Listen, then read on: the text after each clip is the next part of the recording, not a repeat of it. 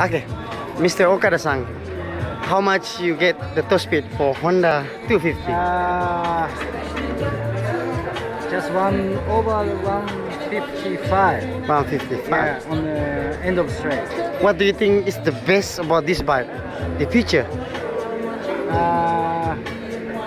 Hopefully for the production class, like just change muffler or step, something like that. I think that's enough for the engine character and the handling. I like this machine. Very good. Do you think kids below 16 years old can ride this bike? Sorry? Below 16 years old. Oh, yeah.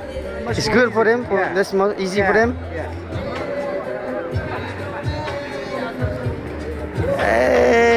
Do you have one, this bike? In Japan? No. Yeah, of course.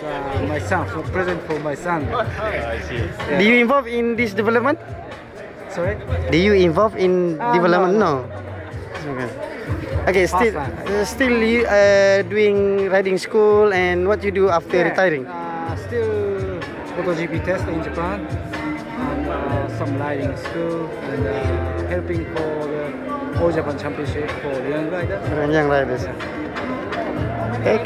But it's totally Honda. In Honda? Honda. Of course.